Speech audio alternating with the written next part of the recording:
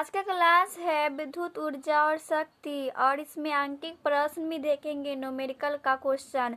तो विद्युत ऊर्जा को देखते हैं। जब किसी चालक के सिरों के बीच विभवांतर लगाया जाता है तो विद्युत धारा को विद्युत परिपथ में चलाने के लिए विद्युत स्रोत द्वारा किया जाता है। यह कार्य ही तार में ऊष्मा के रूप में प्रकट होती है। तो यहाँ पे हम देखते हैं, हम एक चालक लेंगे, उसको हम कनेक्ट करेंगे बैटरी से और की चाबी से। तो यहाँ पर हम इलेक्ट्रॉन लेते हैं, तो इलेक्ट्रॉन जो होता है वो धनायन से टकराता है। इलेक्ट्रॉन जो होता है वो माइनस से प्लस चार्ज की ओर जाता है और विद्युत धारा जो होता है वो प्लस से माइनस की ओर जाता है। तो इलेक्ट्रॉन जो होता है विद्युत धारा के विपरीत दिशा में हो जाता है। तो यहाँ पे इलेक्ट्रॉन जो है वो धनायन से टकराता है। हम यहाँ पे धनायन से टकरा दिए और ये धारा जो है वो आई बह रहा है और विभवांतर जो है इसमें V है। तो इसमें ऊर्जा जो धनायन से टकराएगा उसमें जो ऊर्जा जो कनेक्ट होगा वो ऊष्मा के रूप में कनेक्ट होगा। यही इसका कहने का मतलब है। इसका व्यंजक है, यदि किसी चालक के सिरों पर विभवांतर जो है वो V लगाने पर T समय में I धारा प्रभावित होती है तो उसमें आवेश, अब सूत्र से देखेंगे तो सूत्र होता है आवेश जिसको धारा बोलते हैं, I बराबर होता है Q/T। तो इसमें आवेश ज्ञात करना है तो Q बराबर होगा I/T। इसको मान लेते हैं समीकरण। अब लिखेंगे Q आवेश को चालक में प्रभावित करने पर किया गया कार्य। तो किया गया कार्य को हम W से डिनोट करते हैं तो इसमें फार्मूला जाएगा Q/V आएगा। तो फार्मूला जो आया है V बराबर W/Q, तो W को बराबर किए हैं तो वही आया Q/V। तो समीकरण से Q का मान रखने पर, ये समीकरण है उसमें Q का मान रखेंगे तो आएगा W बराबर ITV। यहाँ पर Q का मान जो है वो IT है तो IT रख दिए और विभव को सेम रख लिए थे। W बराबर आया VIT। इसको मान लेते हैं समीकरण 2। तो इसमें देखेंगे V का जो मान होता है, ओम के नियम में पढ़े थे, V बराबर जो होता है वो IR होता है। तो हम V के जगह पर IR रख लेंगे तो आएगा W बराबर I² RT। इसको मान लेंगे समीकरण 3। उसी प्रकार I बराबर जो होगा V/R होता है तो हम I के जगह पर V/R भी रख सकते हैं। तो W बराबर जो आएगा V² T/R। इसको मान लेते हैं समीकरण 4। तो इसमें कार्य का जो फार्मूला जो निकल के आया वो 3 4 निकल के आया। W बराबर एक निकल के आया VIT बराबर IT का होल स्क्वायर RT निकल के आया, एक निकल के आया V² T/R। ये 3 फार्मूला निकल के आया कार्य के लिए। तो लिखेंगे यही किया गया कार्य ऊष्मा के रूप में प्रकट होती है। ये जो कार्य जो है वो ऊष्मा के रूप में प्रकट होती है तो ऊष्मा को हम H से डिनोट करते हैं। तो इसमें फार्मूला वही आएगा HIT निकल के आया। 3 फार्मूला था, एक ये था और I² RT था, ये निकल के और V² T/R निकल आया। 3 फार्मूला निकल के आया। अब देखेंगे विद्युत शक्ति। किसी विद्युत परिपथ में ऊर्जा क्षय होने की दर को विद्युत शक्ति कहते हैं। एक और इसका है आंसर, किसी विद्युत परिपथ में धारा प्रवाहित होने पर कार्य होने की दर को विद्युत शक्ति कहते हैं। इसे प्रायः P से प्रदर्शित करते हैं। विद्युत शक्ति को P से प्रदर्शित करते हैं पावर से। सूत्र होगा शक्ति बराबर कार्य बटा समय। तो विद्युत शक्ति बराबर होगा कार्य बटा समय। विद्युत शक्ति को P से डिनोट किए हैं और कार्य को W से और समय को T से। अब हम इसका निकालेंगे मात्रक। तो मात्रक जो होता है वो वाट होता है। तो फार्मूला से देखते हैं P बराबर W/T। तो कार्य W का मात्रक जो होता है वो जूल होता है और समय का मात्रक जो होता है वो सेकेंड होता है। तो जूल पर सेकेंड को ही लिखे हैं वाट। तो यहाँ पे देखेंगे अब बीमा, जिसको बोलते हैं बीमीय सूत्र। फार्मूला है P बराबर W/T।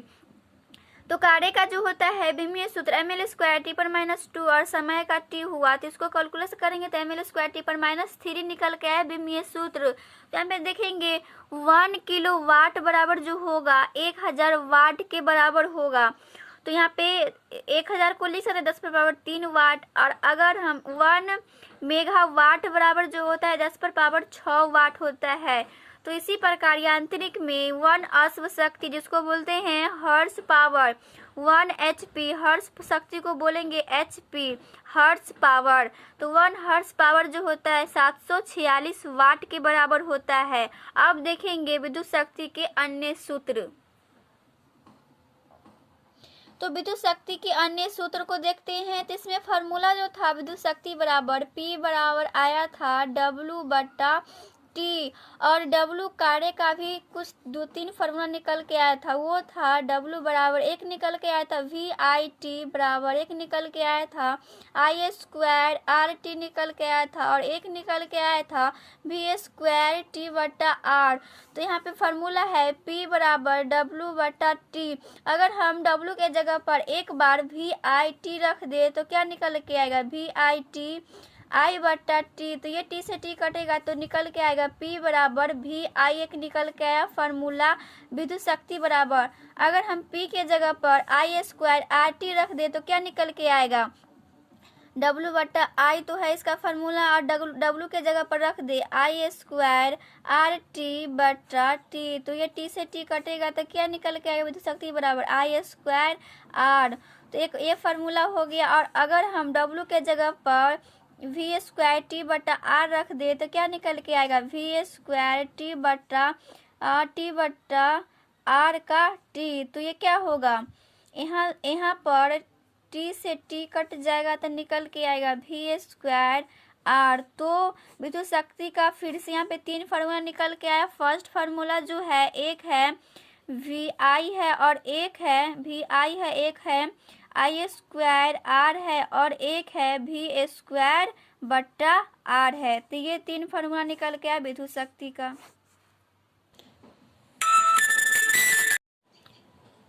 अगला है विद्युत परिपथ में व्यय होने वाली ऊर्जा। तो विद्युत शक्ति का जो फार्मूला था P बराबर W बटा T, तो W बराबर जो आएगा P इंटू T आएगा।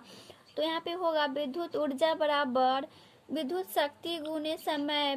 W को डिनोट किए विद्युत ऊर्जा, और विद्युत शक्ति को P से डिनोट करते हैं, समय को T से। तो मात्रक इसका निकल के आएगा P बराबर W बटा T इंटू W बराबर P इंटू T। तो W का मात्रक जो होगा, W का मात्रक बराबर P का मात्रक है ना, यहाँ विद्युत शक्ति को P से डिनोट करते हैं तो P का मात्रक इंटू समय T का मात्रक। तो विद्युत शक्ति का जो मात्रक था वो निकल के आया था वाट, और समय का था वो सेकेंड है। तो वाट इंटू सेकेंड जो होगा वो जूल का बराबर होगा। वाट को लिख सकते हैं जूल पर सेकेंड लिखे थे ना, तो ये सेकेंड से सेकेंड कटेगा तो क्या निकल के आएगा जूल। तो वही W का मात्रक जो निकल के आएगा जूल निकल के आया। तो इसमें लिखेंगे 1 जूल वह ऊर्जा होती है जो किसी परिपथ में 1 वाट शक्ति की विद्युत ऊर्जा 1 सेकेंड प्रवाहित करने में व्यय होती है। तो 1 जूल जो होती है 1 वाट शक्ति के क्या होता है 1 सेकेंड प्रवाहित होने वाली व्यय होती है। अब देखेंगे विद्युत ऊर्जा का व्यवहारिक मात्रक। तो यहाँ पे व्यवहारिक मात्रक इसका जो होगा किलोवाट घंटा या 1 यूनिट होगा। तो सूत्र से देखते हैं, सूत्र जो था P बराबर W बटा T था, तो W को बराबर करेंगे तो P इंटू T निकल के आएगा। यहाँ पे मात्रक निकालना है तो W का मात्रक बराबर 1 किलोवाट घंटा या 1 यूनिट होगा। अब इसका परिभाषा देखते हैं। इसका परिभाषा, यदि किसी परिपथ में 1 किलोवाट विद्युत शक्ति 1 घंटे तक प्रवाहित होती है तो उस परिपथ की शक्ति 1 किलोवाट घंटा होती है। किलोवाट घंटा और जूल में संबंध को देखते हैं। तो फार्मूला जो होता है 1 किलोवाट घंटा, तो 1 किलोवाट घंटा बराबर होगा 1 किलोवाट गुने 1 घंटे। ये तीनों में क्या देखना है, संबंध को देखना है। तो 1 किलोवाट घंटा बराबर जो होता है वो होता है 1000 वाट। इसको लिख सकते हैं 1000 वाट। हम बोले थे 1 किलोवाट बराबर होता है 1000 वाट गुने 1 घंटा है, तो इसको हम सेकेंड में चेंज करेंगे तो क्या होगा 60 से गुना करना होगा, और सेकेंड तो 1 घंटा में 60 मिनट होता है, और सेकेंड के लिए 60 से क्या किए गुना कर दिए। तो यहाँ पर होगा 1000 को लिख सकते हैं 1000 को वाट को क्या लिख सकते हैं जूल पर सेकेंड, और गुने और 60 क्या है 60 सेकेंड, और 60 सेकेंड क्या हो जाएगा 360 सेकेंड आएगा।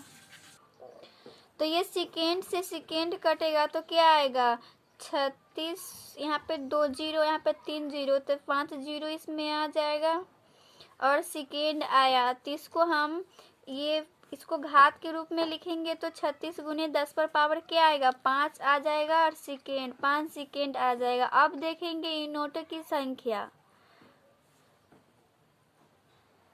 अगला है यूनिटों की संख्या। तो इसका सूत्र जो होता है W बराबर P इंटू टी होता है। तो P को बराबर करेंगे तो W बटा T आता है। तो W बराबर हो जाएगा V इंटू टी, वाट गुने T घंटे। तो यहाँ पे P के जगह पर V इंटू आई रखें और वाट गुने T को लिखे हैं, सेकेंड लिखे हैं। तो यूनिट की संख्या को W से डिनोट करेंगे तो निकल के आएगा VI बटा 1000। हम वाट को चेंज किए हैं किलोवाट में, तो वाट को चेंज किए किलोवाट में और सेकेंड को सेम रख लिए। तो होता है 1000 वाट बराबर जो होता है 1 किलोवाट होता है। तो 1 वाट बराबर जो होगा 1 बटा 1000 किलोवाट होगा। तो ये इसको लिखे हैं 1 बटा 1000 वाट में चेंज कर लिए। तो यहाँ पे आएगा कि यूनिट की संख्या,